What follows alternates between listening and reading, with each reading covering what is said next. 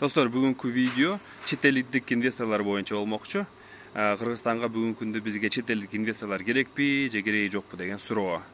Ошо акыркы айларда, акыркы жумаларда ошо массалык маалымат каражаттарда ар кандай маалыматтар тарап жатат. Ошо Өзбекстанга берилип атат отелдер, пансионаттар, Азербайжанга берилип атат депчи. Келе ушундай башка өлкөлөргө инвестор болуп келебиз дегендерге биз ошо өзүбүздүн жерлерибизди, өзүбүздүн ушундай байлыктарыбызды берүүбүз керекпи, кереги жокпу деген суроо. Мен өзүмдүн жеке оюм, албетте бир патриот бир катары, бир өзү ушул Кыргызстандын бир мындай жараны катары, албетте өзүбүздүн жарандар ал иштетсе, ошого мен дагы да көбүрөөк мындай ыраазы болуп, ошол бир тарапты кармаат элем да. Албетте чет элдиктерге берген бул ар дайым кооптуу. Эми өздүклөргө бере турган бир оокат болсо, өздүклөр эле алсын, эмне үчүн башкаларга беребиз? Ушундай эгер бир тандообуз болсо деген суроо да. Бирок биздин ошо бүгүнкү күндө тандообуз барбы, жокпу? Ошондо ойлонуп көрөлү да. Ички дүң продукциябыздын киши башына санап келгенде $6000 тереги жылына. Бул ошол Африкадагы Кения же болбосо ошол Пакистан сыяктуу өлкөлөрдүн арасындабыз. Акыбалыбыз экономикалык, жалпы экономикалык акыбалыбыз өтө начар. 40%дан ашыгы, жалпы элибиздин 40%дан ашыгы ушул прожиточный минимум деп коебуз, ол за чертой бедность бир өтө жакыр бир абалда турат. Ушу жакырчылык бир сызыкчасынын ар жагында турат дегенди билдирет экен да. Статистика ушундай бар экен. Биз ошо балким шаарларды көрүп алып эле, шаардагы бир жашоо турмушун көрүп алып эле бир жыйынтык чыгара бербешибиз керек. Ушу жалпылап Кыргызстан аймагында жашаган адамдардын турмуш жайын ала турган болсок, 40%дан ашык элибиз өтө жакыр турат экен да. Ошо расмий маалыматтарга караганда, эл аралык уюмдардын ушу изилдөөлөрүнө таянганда. Бул эми өтө бир начар, оор акыбал десек болот. Дал ушундай бир акыбалдан улам өтө көп жарандарыбыз чет өлкөгө ошо миграцияга кетип жатышат. Аларды ошо токтотуу себеби мурдагы видеолордо айтып кеттим эле. Бул албетте турак жай менен камсыз кылуу жана айлыктарын көтөрүү. Бирок айлыктар өзүнөн өзү көтөрүлбөйт. Бул конкуренция болгондо гана көтөрөт. Бүгүнкү күндө ушу бизнесмендер, ишкерлер бир 100% рентабельность, 80% рентабельность болмоюнча ыраазы болушпайт дагы. Мурда ошондой болчу, азыр азайып бартат.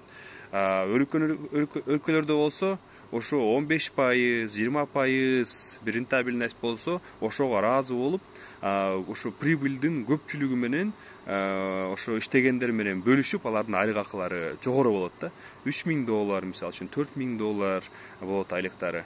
Биз ошого жеткиришибиз керек. Ага жеткирүү үчүн сөзсүз түрдө ички атаандаштык болуш керек, конкуренция болуш керек.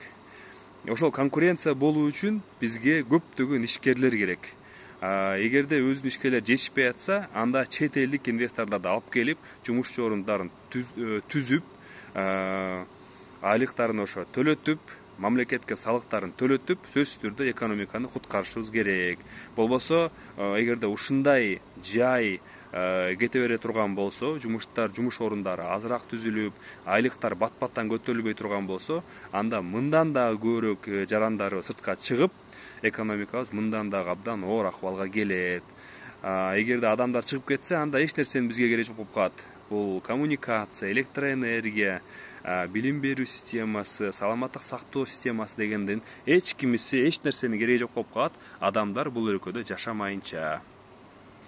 Ошондуктан бүгүнкү күнү менин оюм боюнча канчалык биз каалабасак дагы, биз ушуну кабыл алып, түшүнүк менен кабыл алып, чет элдик инвесторлорго урушпай, жаман нааразычылыгыбызды көрсөтпөй, тескерисинче кабыл алып, макул, келгиле, иштегиле, биздин башка тандообуз жок деген бир позицияны карманышыбыз керек.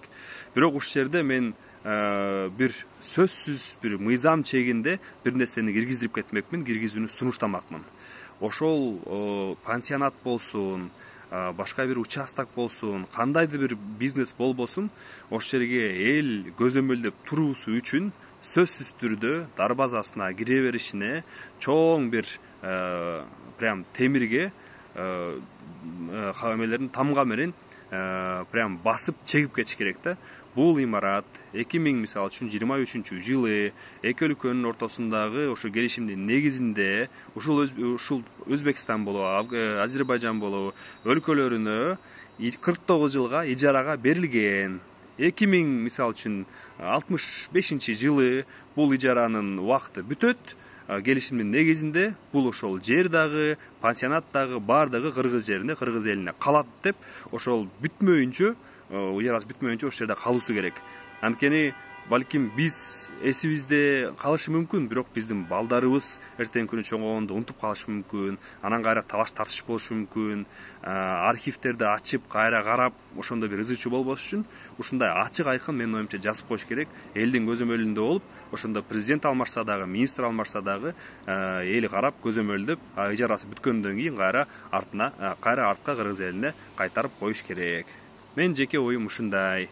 Чет элдик инвесторлорго азырынча ачык бололу, бирок элдик көзөмөл жүргүзөлү.